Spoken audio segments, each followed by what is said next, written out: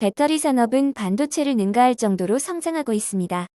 배터리 산업을 주도하는 나라는 한국, 중국, 일본입니다. 우리나라를 먹여 살릴 차세대 성장 동력 배터리 기술에 대해 함께 알아보시죠. 배터리는 전기를 저장하는 매체로서 부하를 연결하면 전기를 방출합니다. 충전할 때는 전기 에너지를 화학 에너지로 저장하고 방전할 때는 화학 에너지가 전기 에너지로 바뀌게 됩니다.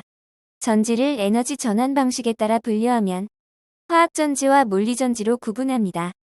화학전지는 전기 에너지와 화학 에너지로 전환되고 물리전지는 물리적 특성에 의해 전기를 생산하는 전지를 말합니다. 먼저 1차 전지와 2차 전지를 구분해보면 1차 전지는 일회성이고 재활용이 불가능한 건전지와 알칼리 전지를 말하며 2차 전지는 충전이 가능하고 장기간 사용할 수 있죠. 니켈계 배터리, 리튬이온 배터리 등이 있죠.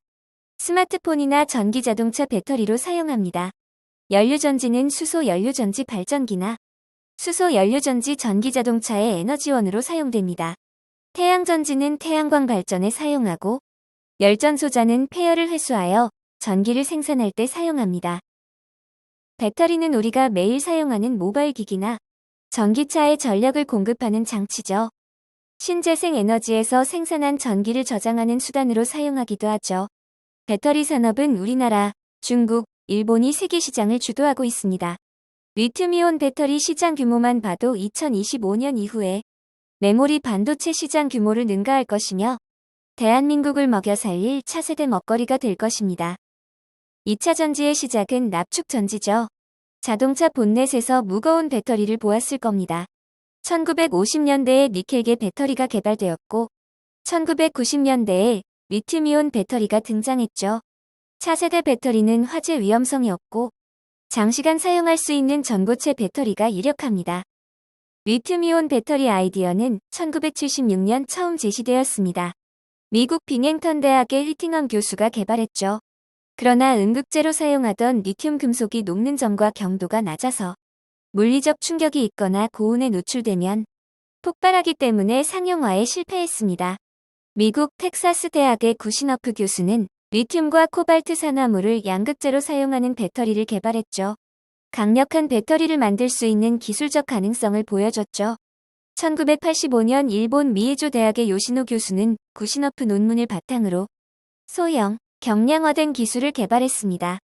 이러한 연구 성과를 바탕으로 1991년 일본 소니가 처음으로 상업적 리튬이온 배터리를 출시했습니다.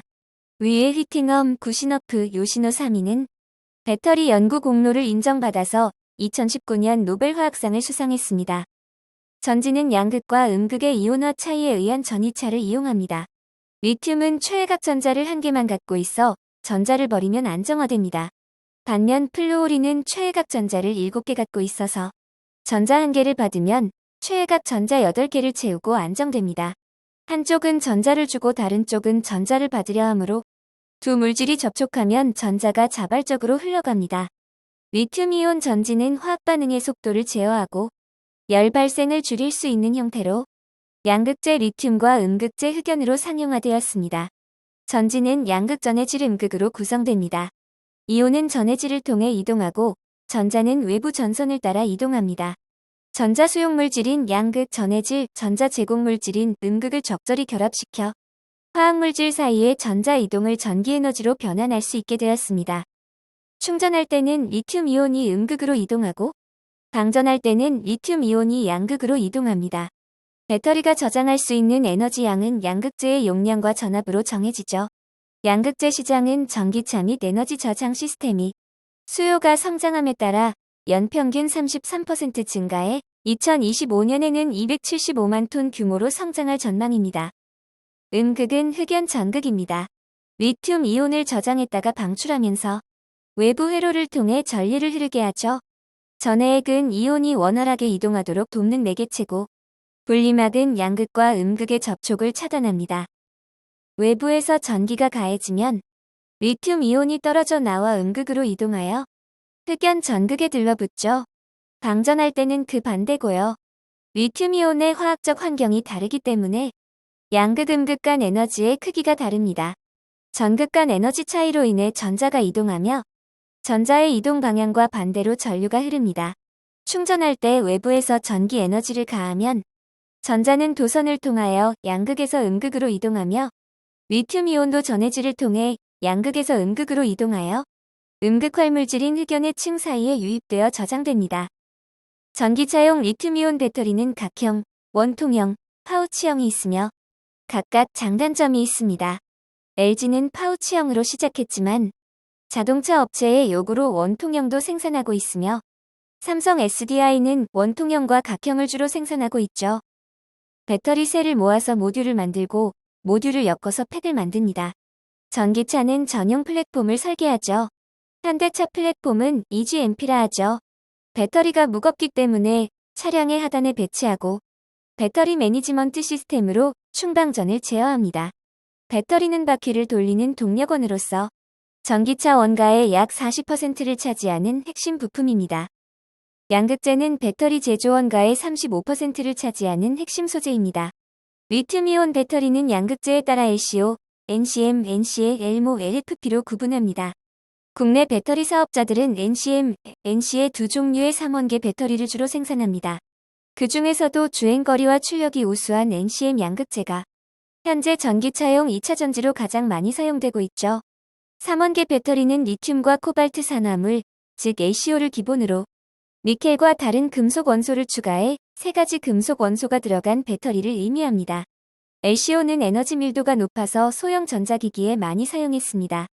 그러나 가격이 비쌉니다. 특히 분쟁 광물인 코발트의 가격과 수급 불안정이 큰 문제죠. NCM은 LCO의 코발트 비중을 낮추고 니켈과 망간을 혼합한 양극재죠.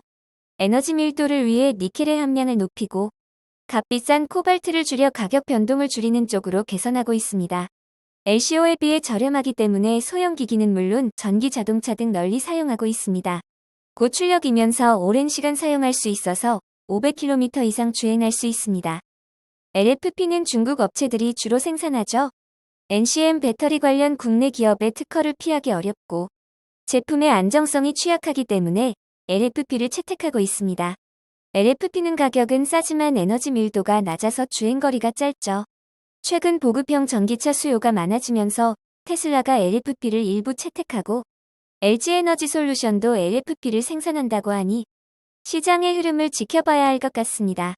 NCA와 엘모는 아직 개선할 점이 많습니다. 전기차 시장이 성장하면서 양극재 주재료인 리튬의 수요도 급증했습니다. 리튬의 원료로 탄산리튬과 수산화리튬이 사용됩니다. 탄산리튬은 주로 스마트폰, 노트북, 전동 공구용 등 에너지 용량과 밀도가 상대적으로 낮은 배터리 제작에 사용합니다. 수산화리튬은 탄산리튬보다는 에너지 밀도가 높고 용량이 크죠. 완충하면 500km 이상 주행거리가 나오는 고용량 전기차 배터리에 적합하여 사용량이 점차 증대하고 있습니다. 배터리 양극재를 안정적으로 확보하기 위해 포스코는 아르헨티나 염호 개발권을 확보했죠. 2030년까지 리튬 22만 톤, 니켈 10만 톤을 공급합니다. 전기차 1억 대분의 배터리를 생산할 수 있습니다. 정부도 다양한 자원 외교를 진행하고 있죠. 2021년 한호주 광물 협력을 체결한 바 있습니다. 니켈, 코발트, 리튬 광물을 보유한 호주와 2차 전지 산업이 강한 우리나라 간 협력을 통해 글로벌 공급망 안정을 기대합니다. 니켈은 에너지 밀도가 우수하고 코발트는 안정성과 수명, 망간은 안정성, 알루미늄은 출력 특성이 좋습니다. NCM 배터리는 에너지 밀도가 높아 주행거리가 길고 배터리 성능이 안정적이죠. NC의 배터리는 NCM에 비해 수명이 짧고 열 안정성이 떨어집니다. LFP는 NCM 대비 30% 이상 저렴하고 안정성은 높지만 에너지 밀도가 낮아 주행거리가 짧고 너무 무겁습니다. 중국계 배터리 제조사에서 주로 생산하며 코발트와 니켈 대신 철을 사용하죠. 최근 원자재 가격 변동에 따라 값비싼 코발트의 함량을 줄이고 니켈의 함량을 60% 이상으로 높인 하이니켈 배터리를 많이 채택합니다. 니켈 비중을 높이면 전기차 주행거리를 확보할 수 있는 장점도 있기 때문이죠. 다만 니켈 함량이 높아지면 안정성이 떨어집니다. NCA의 경우 니켈 함량이 높고 알루미늄이 포함돼 배터리 밀도와 출력이 높습니다. 이 때문에 NCA는 원통형 배터리 등 소형 전지에 주로 쓰입니다. 에너지 밀도와 주행거리는 전기차의 핫 이슈죠. 최근 개발된 니켈 90%의 하이니켈 배터리는 1회 충전으로 600km 이상 주행 가능합니다.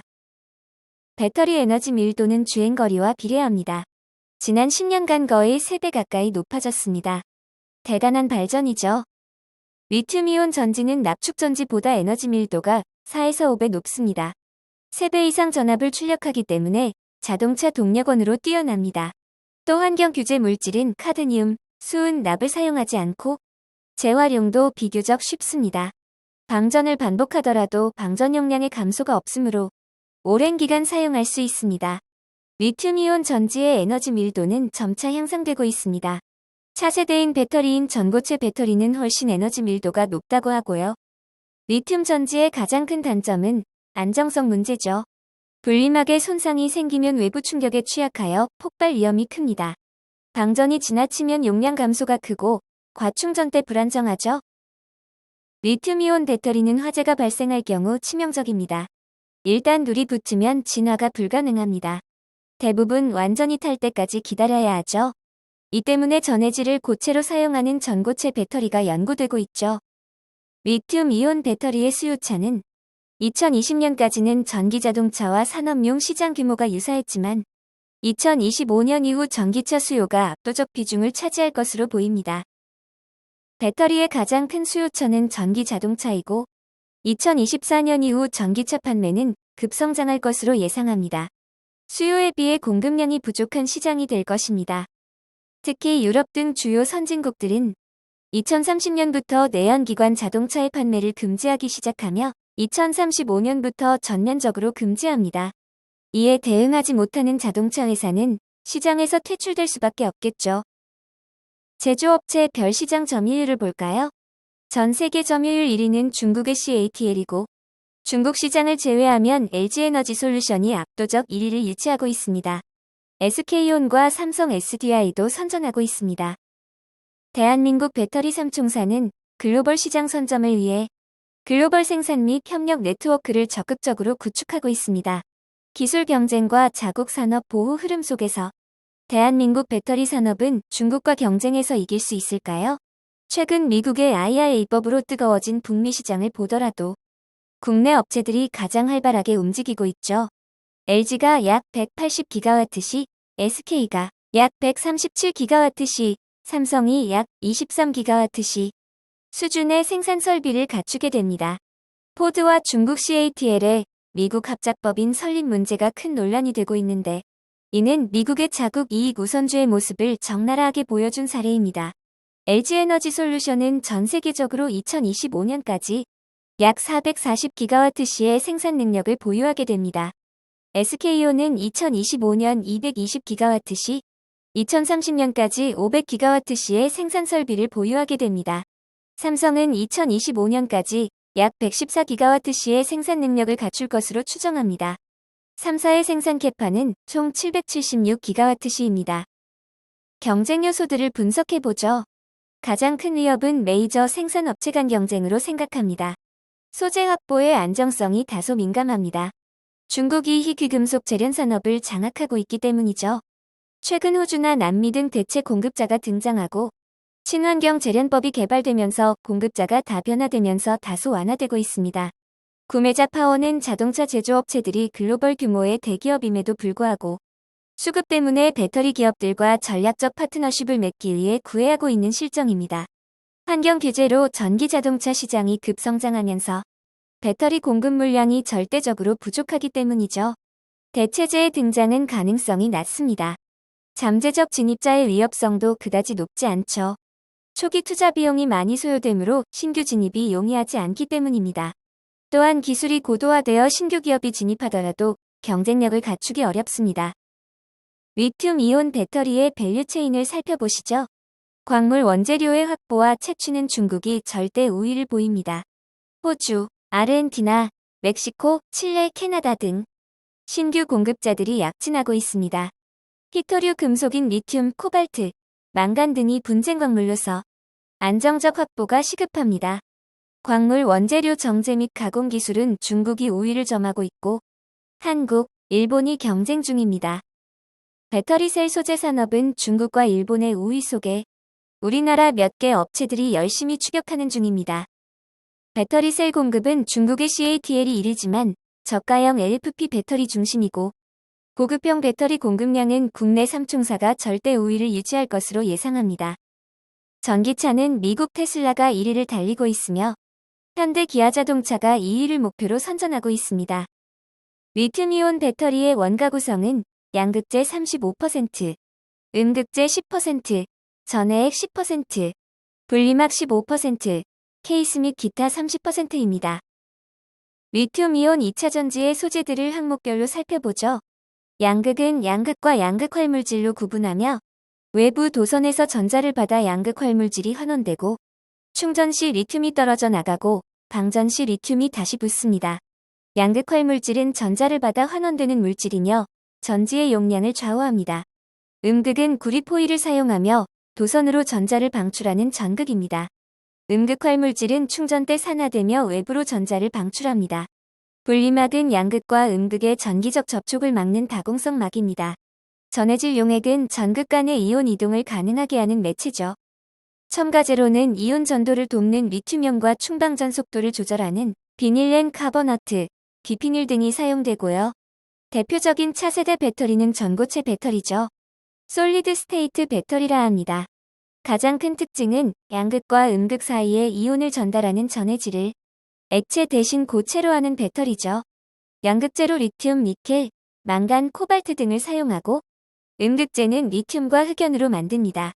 고체 전해질은 황화물, 산화물, 폴리머를 사용합니다. 전고체 배터리의 장점을 볼까요? 우선 전해질을 액체에서 고체로 바꾸면 폭발의 위험에서 자유롭게 되죠. 둘째, 에너지 밀도를 무게 기준 500W/kg, 부피 기준 1000Wcl까지 높일 수 있다는 장점도 있고요. 셋째, 분리막이 필요치 않기 때문에 배터리 경량화도 가능합니다. 넷째, 얇게 만들어 구부리는 등 다양한 형태로 제작할 수 있고, 다섯째, 전지 안에서 전극을 층층이 직렬로 연결할 수 있으므로 배터리를 작고 가볍게 만들기 쉽습니다. 여섯째, 냉각장치나 배터리 매니지먼트 시스템이 필요 없어서 배터리 팩의 부피도 줄어듭니다. 마지막으로 고체 전해질의 특성상 작동 온도가 넓습니다. 겨울처럼 저온에서 높은 이온 전도도를 유지할 수 있죠. 전고체 배터리는 일본 도요타가 최초로 상용화를 시도했습니다. 도요타는 전고체 배터리 전기 자동차를 2021년 9월 공개했으며 2030년까지 16조 원을 투자할 계획입니다. 그러나 도요타의 전기차 개발이 연이어 실패한 것으로 보아 전고체 배터리 상용화 일정을 맞출 수 있을지 회의적입니다. LG는 2027년, 삼성 2027년, SK 2030년까지 양산 목표입니다. 국내 3사는 기존 리튬이온 배터리 시장에서 확고한 위치를 차지하고 있어서 전고체 배터리의 양산 전략이 도요타에 비해 훨씬 유리합니다. 소재 생태계 역시 일본에 비해 잘 짜여진 편이죠. 황화물계 고체 전해질은 정관, CIS, 일진 머터리얼즈 등이 개발하고 포스코 케미칼과 대주 전자재료 등이 리튬 메탈 음극재, 실리콘 음극재를 개발하고 있으며 에코프로 EM, 코스모 신소재, LNF 등이 NCM 단결정 양극재를 개발하고 있습니다. 지금까지 리튬이온 배터리에 대해 함께 알아보았습니다. 과연 우리나라는 배터리 전쟁에서 승자가 될 수 있을까요? 저는 우리 기업들의 저력과 엔지니어들의 능력을 믿습니다. 감사합니다. 다음 영상에서 뵙죠.